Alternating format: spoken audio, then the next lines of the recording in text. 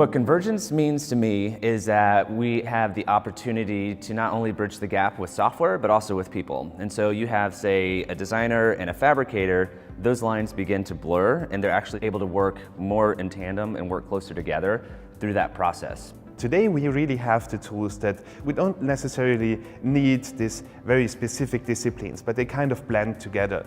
So we can have a designer programming, we can have a designer creating tools for robots. As a user, you now have the possibility to control an entire process. In architecture and engineering, it's definitely easy to see convergence when we get the owners and clients together with the architects and engineers and we discuss how we're going to build these buildings in a faster way than we might have in the past and still make them efficient and cost-effective. Construction companies are starting to realize that trying to get all construction done on a job site has made it very difficult because they're very congested, a lot of people involved, there are too many interdependencies of people and everything else, and there's no space to actually put the construction materials. All of them are looking to figure out how to take construction off-site so that you can make the construction site become more like an assembly plant. Whether it's wall panels or whether it is piping racks or whatever, build them in factories as assemblies or even entire modules like rooms, bathroom pods and so forth.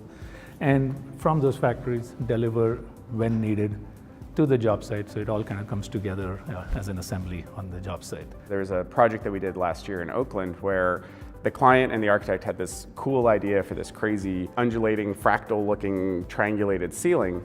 We were brought in and we helped design it. We 3D scanned the whole ceiling because it's existing office space that's going into. And then when we pick a final design, we fabricated it and installed it. This trend is benefiting every stakeholder in the construction industry. It's really great for the GCs because it leads to buildings that they can deliver with higher quality, higher safety, because it's a repeatable process.